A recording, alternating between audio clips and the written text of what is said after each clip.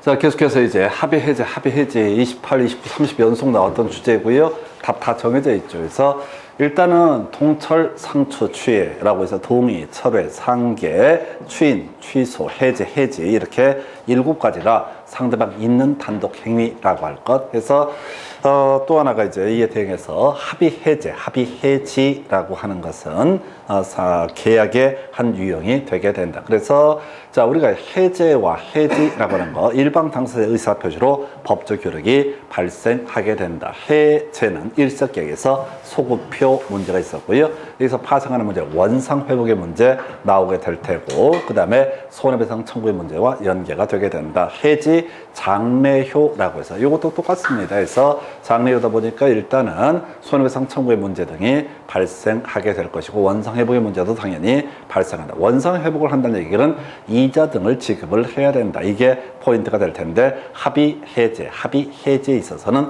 이자 등은 지급하지 않는다라고 해서 답은 4번 되는 거예요. 나머지는 거의 이슈가 되지 않고요. 합의 해제에 관련해서는 이자 등은 지급하지 않는다. 그 다음에 이 문제가 나왔으면 또 하나 살붙일 수 있는 것이 손해배상 여전히 어떻다 청구할 수 없다라고 하는 거. 이 문제 대신에 나올 수 있는 것이 손해배상을 청구할 수 없다라고 할 것. 이렇게 봐야겠고요.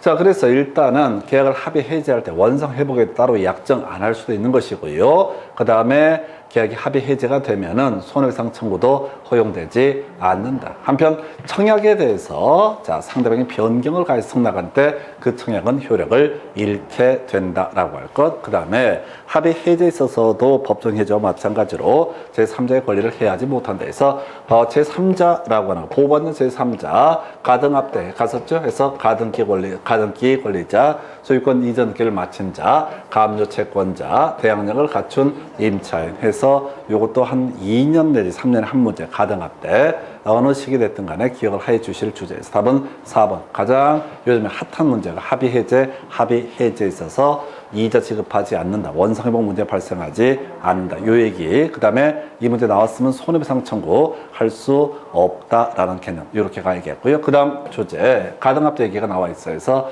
이미 이제 교환계약 얘기를 하고 있는데 다 필요 없고요. 보호받는 제3자라고 하는 것. 이미 이제 우리가 앞에서 통정의 표시 얘기할 때 설명드렸어요. 통정의 표시의 무효라고 하는 것은 선의 제3자에 대해서는 대항하지 못한다. 선의 제3자는 보호를 받게 된다. 그때 선의 제3자가 아닌 것이 본인과 수익자, 본인과 제3자라고 하는 것은 선의 제3자의 범죄에 포함되지 않는다. 여기서는 이제 계약 해제 소급표도 보호받는 제3자에서 가등합대에서 가등기를 마친 자라고 하는 거, 담보가등기 아닙니다. 가등기를 마친 자라고 하는 거, 그 다음에 소유권 이전 등기를 마친 자, 그 다음에 가압류 채권자 이렇게 가야 되죠. 그 다음에 대항력을 갖춘 임차인에서 맨날 이제 장난치는 게 가압류 가처분 두 개를 비교하는 거죠. 그래서 가압류 채권자는 보호받는 제3자의 범죄에 해당이 되고 가처분 채권자는 보호받는 제3자의 범죄에 해당하지 않는다. 공통적으로 계약 해제 전에 완전한 권리를 취득한 자라는 의미로 새기게 됩니다. 그 다음에 이제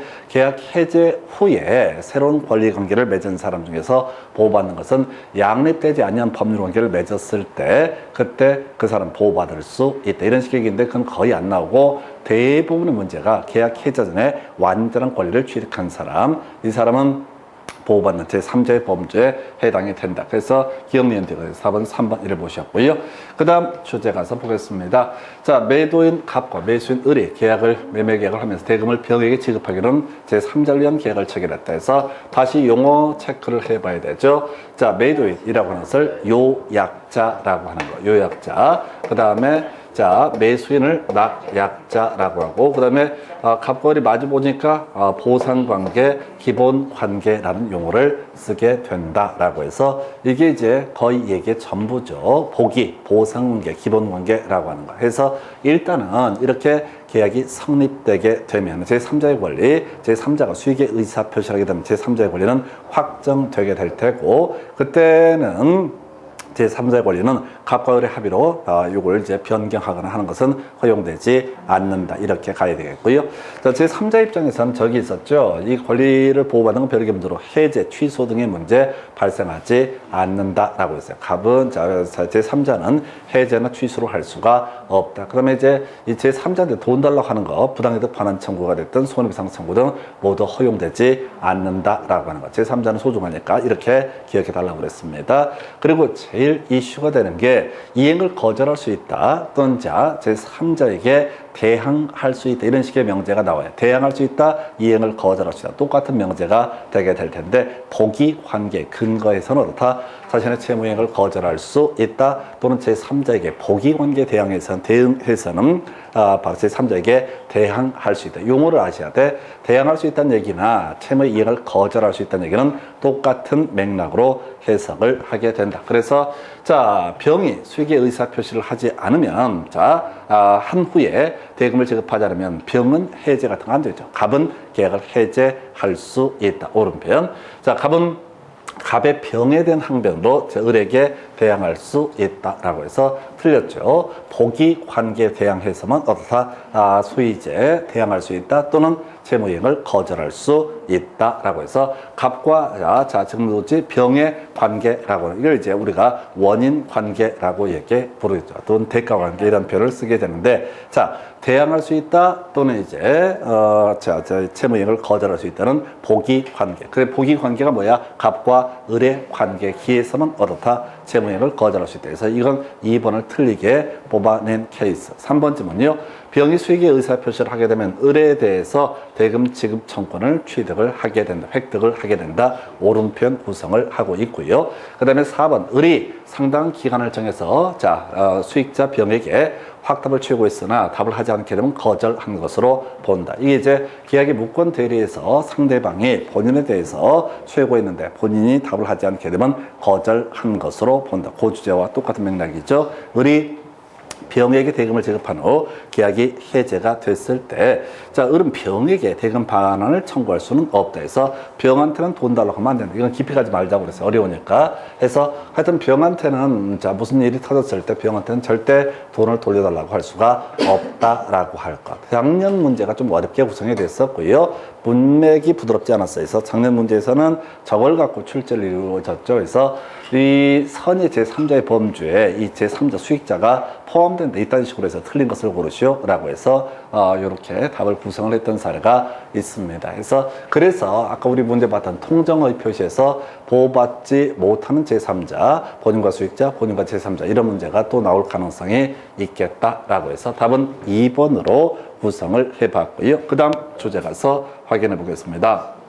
동시행관계에 있지 않은 것을 모두 고르시오. 우리가 외웠던 건 동시행관계에 있는 거, 동시행관계에 부인되는 것만 외웠어서 피배임이라고 해서 피담보채무의 변제라고 하는 것과 가등기, 담보가등기의 말소 의무나 저당권 설정 등기의 말소 의무는 먼저 돈부터 갚아야죠. 담보가등기나 저당권 등기의 말소를 청구할 수 있다라고 하는 것. 두 번째 이슈, 배당금 반환 의무하고요. 그 다음에 소유권 이전 등기의 말소 등기라고 하는 거. 배당금 먼저 반환해야지 소유권 이전 등기의 말소 등기를 청구할 수 있다. 마지막 임차권 등기 명령에 따라 주택 임차권 등기하고요. 등기 말소 의무와 임차 보증금의 반환 의무는 임차 보증금의 반환 의무와 선이행 의무가 되게 된다. 그래서 요거요. 동시행 관계에 있지 않은 거 기억번 되게 될 테고 나머지 배당금 반환 의무와 소유권 이전 등기의 말소 의무라고 하는 거 이것도 동시행 관계에 있지 않다라고 할 거예요. 그래서 이렇게 두 가지는 동시행 관계에 있지 않다 이렇게 할 테고 굳이 해석하면 이런 식이지. 우리 1번 같은 경우 전세권이 소멸했을 때 전세권자가 목적물을 전세권 설정자에게 인도해 줘야 되고 전세권 등기 말소에 관련된 서류를 교부할 의무가 있다. 이에 대응해서 전세금이라는 거 전세권 설정자는 전세권자에게 전세금을 반환해야 된다. 이건 동시행 관계. 이게 왜 그러냐면 이런 거 있었잖아. 계약 해제에 따라서 원상 회복이라고 하는 것은 어떻다? 기본적으로 동시이행 관계에 있다라고 하는 거. 이거는 같은 맥락이야. 약간 이건 해제까지는 아닌데 계약이 전세권이 소멸했을 때 원상 회복해야 되죠. 원상 회복 의무는 어떻다? 동시행 관계에 있다. 이런 식의 논리 구조. 그 다음에 청산금 지급 의무하고 자, 이 본등기 의무라고 하는 거 요것도 뭐 따로 얘기 안 하면 다 동시 이행 관계에 있다라고 하는 거 해서 여기서는 아닌 거 피배임만 주구장창 외우고 끝내야 됩니다. 그래서 이렇게 해서 지금 답은 2번 이렇게 구성을 하고요. 그 다음에 이제 검토 드릴 주제.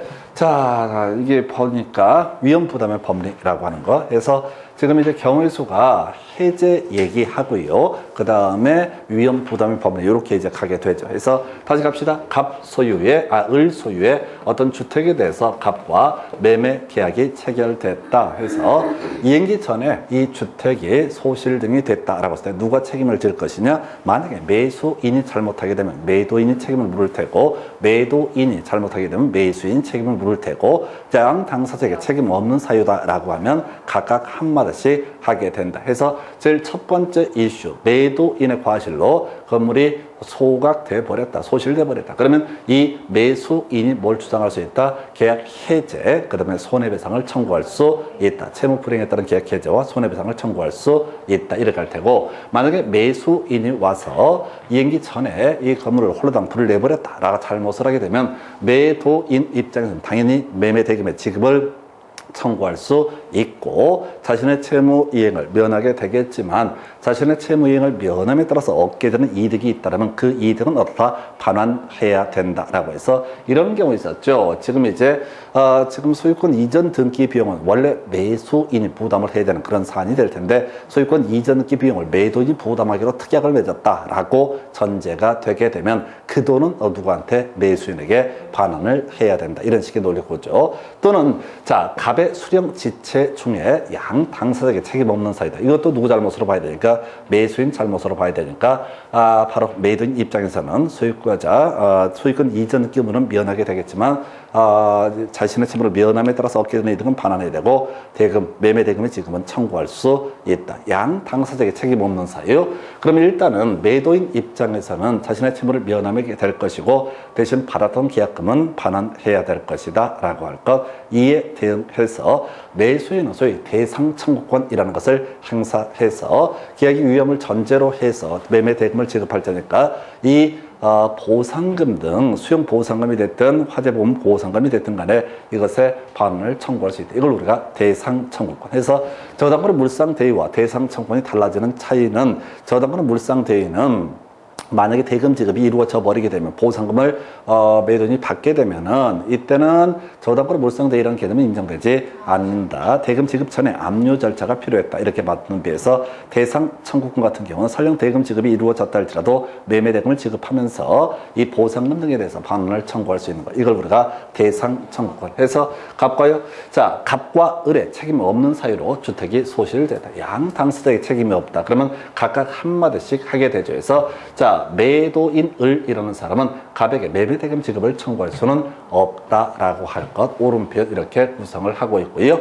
갑과 을의 책임 없는 사유로 주택이 소실됐을 때 자, 이 매도인이 계약금을 받아냈다면 계약금은 어떻다? 반환을 해야 될 것이다. 해서 갑은 반환을 청구할 수 있다. 자, 갑의 과실로 매수인의 잘못입니다. 그러면 이제 매도인은 매수인에게 대금 지급을 청구할 수 있다. 4번, 자, 을의 과실로라고 돼 있어요. 자, 매도인 잘못입니다. 그러면 갑은 계약을 이행 불능을 이유로 해서 최고 없이도 계약을 해제할 수 있다라고 할 것. 자, 5번, 갑의 수령 지체 중에 매수인 잘못입니다. 그러면 자, 지금 이때는 자, 매도인 을은 갑에게 대금 지급을 청구할 수 있다라고 해서 답은 5번으로 구성을 하고 있는 사례. 해서 하여튼 동시 이행의 항변권 얘기하고요. 위험 부담의 법리를 묶으면 보통 1년에 한 문제꼴로 출제가 되게 되는데 작년엔가 좀 이제 좀 간단한 주제를 가지고 구성을 했었어요. 그래서 수령 지체 이 얘기를 가지고 구성을 했던 바가 있다. 어느 쪽이 됐든 간에 경우의 수 매도인 잘못이면 매수인 시불이고 매수인 잘못이면 매도인 시불이고 양 당사자의 책임이 없으면 각각 한마디씩 하게 된다. 이런 식의 논리 구조 기억하셔야 됩니다. 그래서 답은 5번 이렇게 보셨고요. 그 다음 주제 검토해 보겠습니다.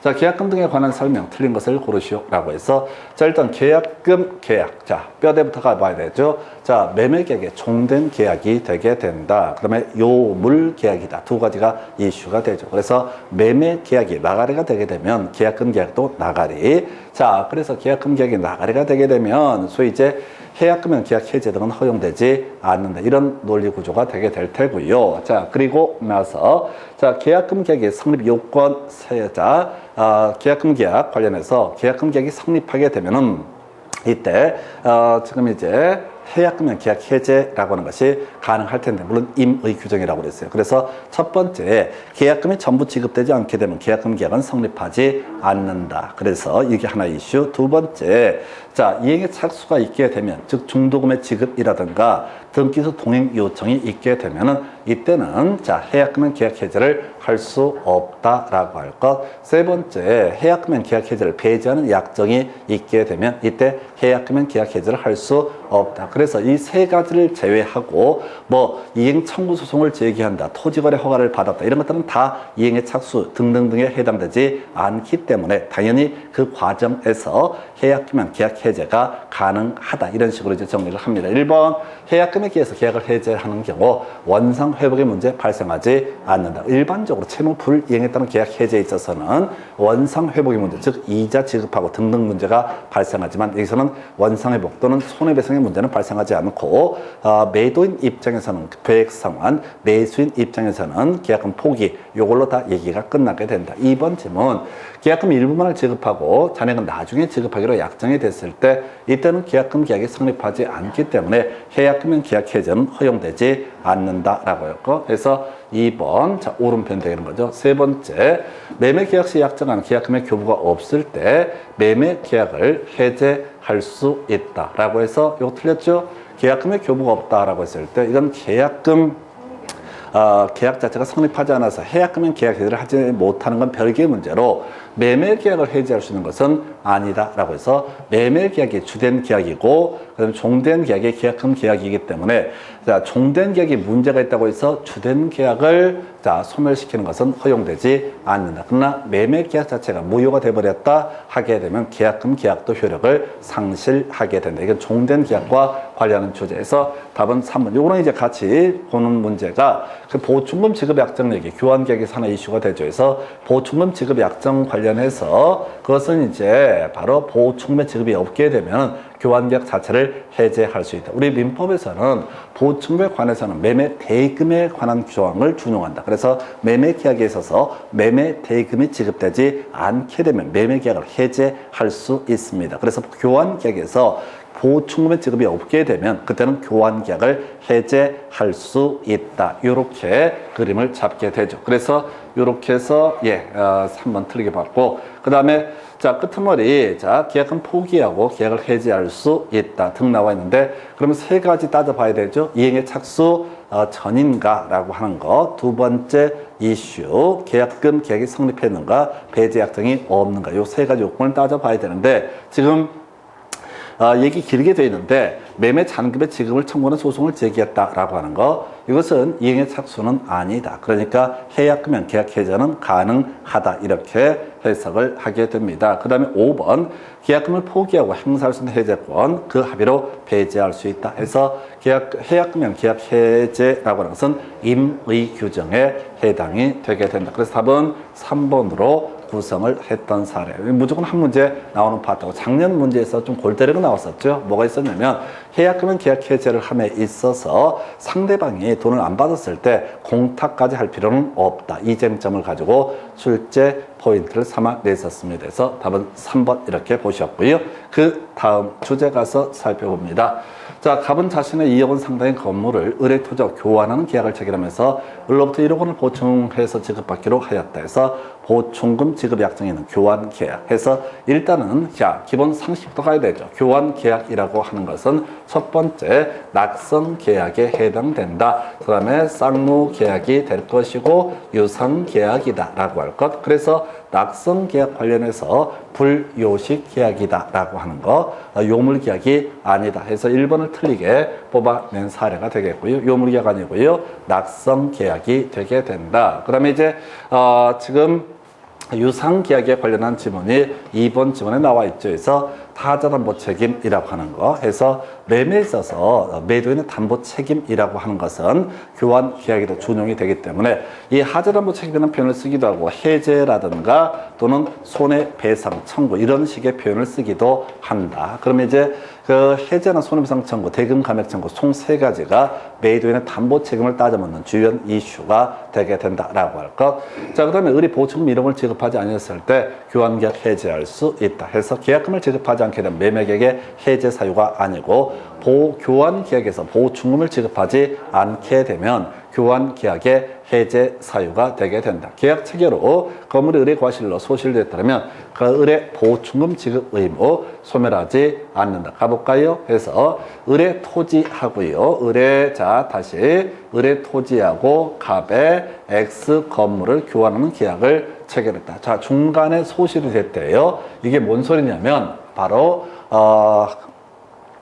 위험 부담의 범위 얘기를 하는 거예요. 그래서 실제로 이게 뭔 소리인지는 잘 모르는 거야. 이걸 분석하면 안 돼. 이건 절대 안 되고 여기서는 이제 담보 책임까지만 주요 이슈. 나머지 관계에서 얘가 답이 되지 말란 법은 없겠지만 나머지 관계에서 따져야 되지. 중간에 소실됐다, 태풍으로 멸실됐다, 수용됐다 이런 얘기를 나왔을 때 그냥 신경 쓰지 말고 패스하실 주제. 그 다음에 5번 보증금의 지급기한을 정하지 않았다면 자, 보증금의 이자를 갑에게 지급을 해야 된다 해서 오른편인데 이것도 거의 모를 얘기 되겠습니다. 해서 자, 이건 이제 매매에 있어서 동일 기한의 추정에 관한 주제가 되게 됩니다. 그래서 같은 서로 물건을 주거니 쌍무계약에서 얻었다고요. 동일 기한, 같은 기간, 같은 시기에 주거니 받거니 해야 된다. 근데 일방 당사자가 좀 늦어지면 그 부분에 대해서는 당연히 이자 등을 지급을 해야 된다. 그런 얘기예요. 그래서 이 문제는 4번, 5번 같은 게 좀 어렵습니다. 근데 어려운 걸 쫓아가시면 안 되고요. 가장 기본만 가지고 계속 하셔야 돼. 기본만 가지고. 그래서 이 문제 답은 지금 1번 대단히 쉽게 구성을 했던 사례.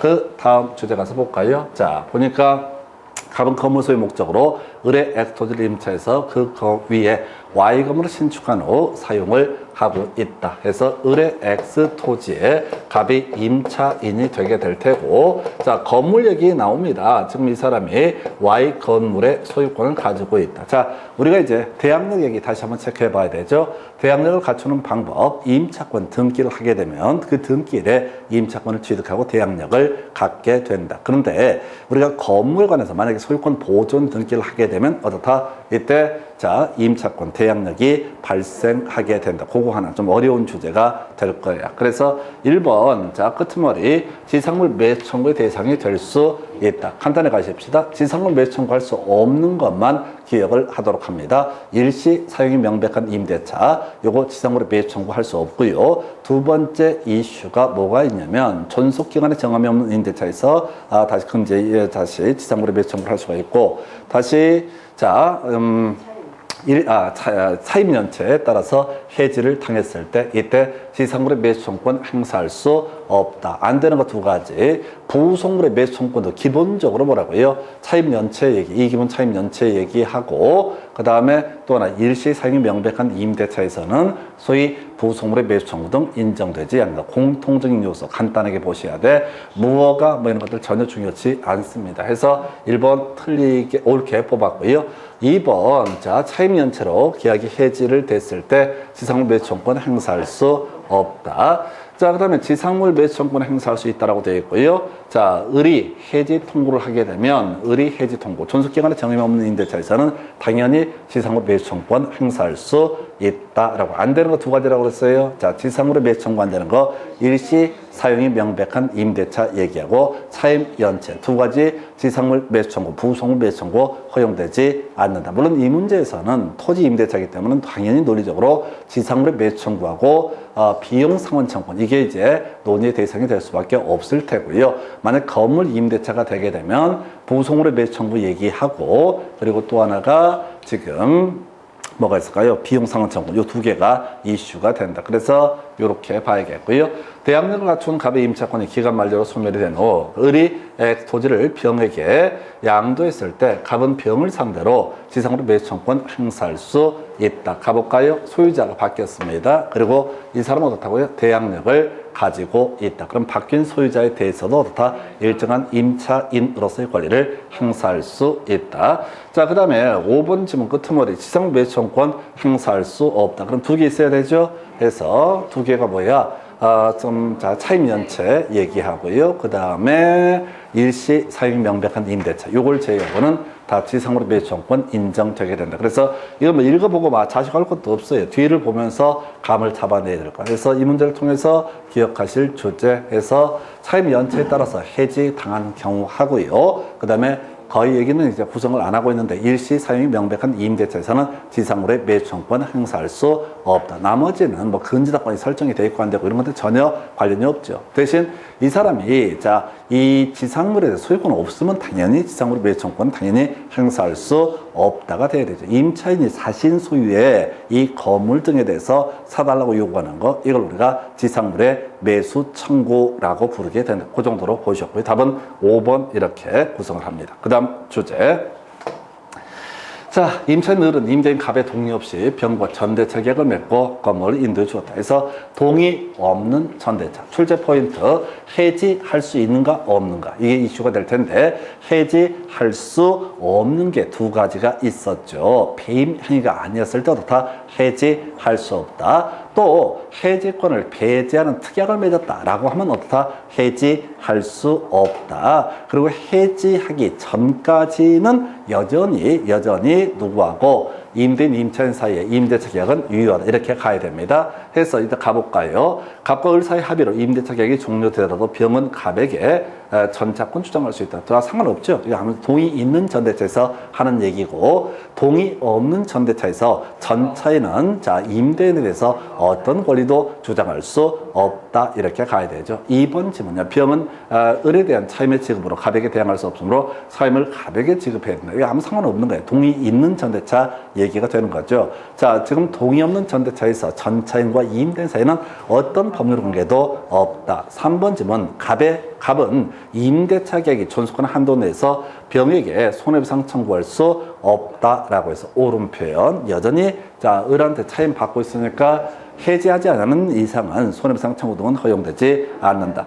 임대차 계약이 해지 통고로 종료되는 경우 병에게 사유를 통지하지 않으면 갑은 해지로서 병에게 대항할 수 없다. 틀렸고요. 의미 없는 지문.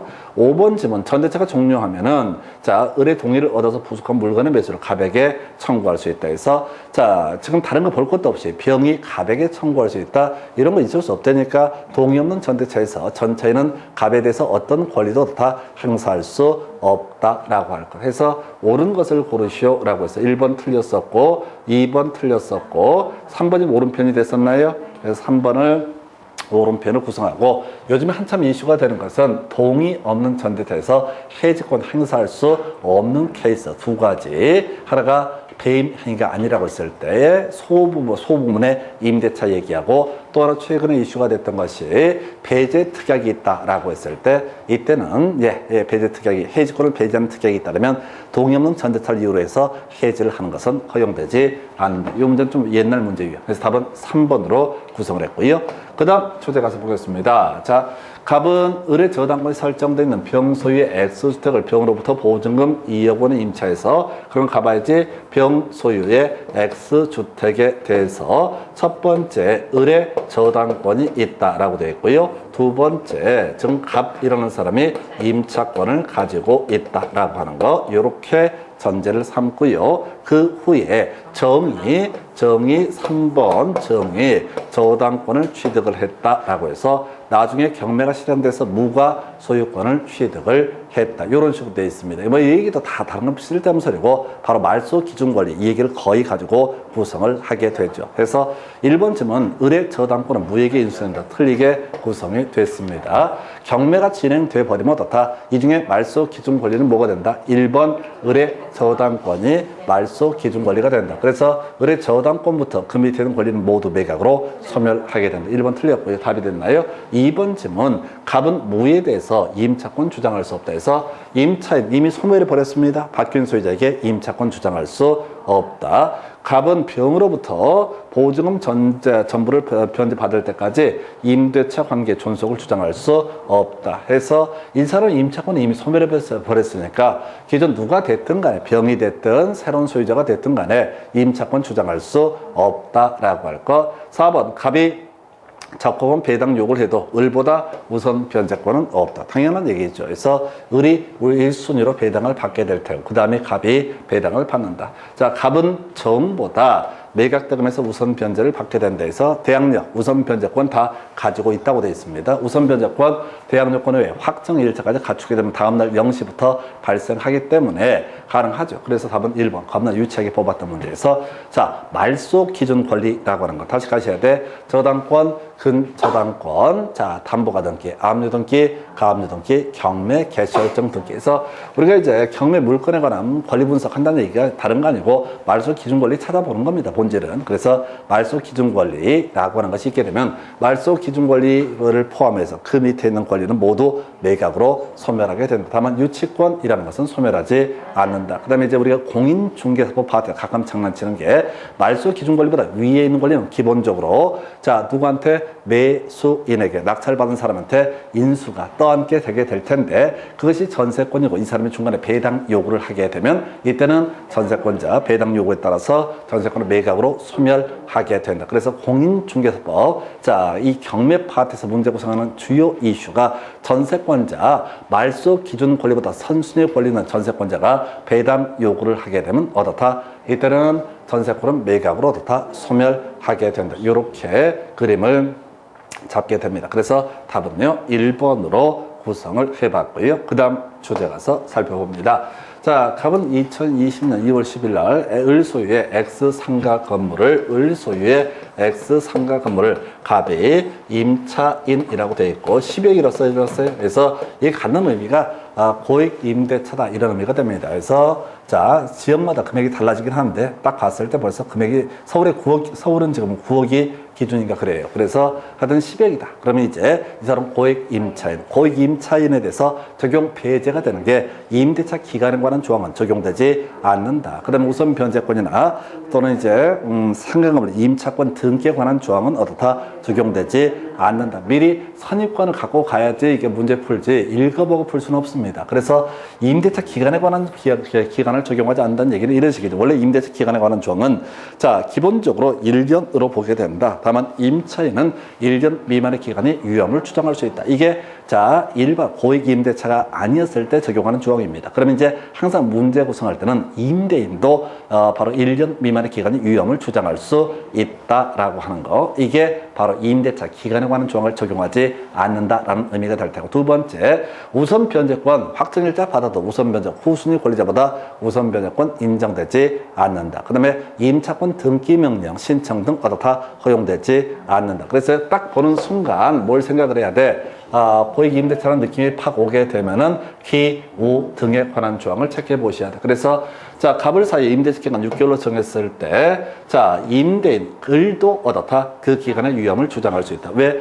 임대차 기간에 관한 조항은 자, 고액 임차인한테는 적용되지 않기 때문에 라고 할 거. 나머지 자, 의미 없고요. 5번 지문인가요? 자, 지금 자, 임차권 등기 명령 신청할 수 있다. 틀렸다고요? 고액 임차인의 경우는 자기가 알아서 임차권 등기를 하든 전세권 등기를 하든 알아서 해결해야 되는 거지 이런 우선 변제권 등을 활용을 할 수는 없다라고 해서 답 몇 번? 5번. 그래서 고액 임차인 나오게 되면 28인가 민법하고 그다음에 공인중개사법 두 군데에서 한 문제씩 도배를 했었는데 미리 기, 우 등에 관한 조항은 어떻다? 적용하지 않는다. 나머지 읽어볼 필요도 없어. 이건 문제의 포인트가 고액 임대차, 고액 임차인에 관한 조항이 되게 된다. 그래서 자, 오늘 여기까지 가겠습니다. 수고하셨습니다.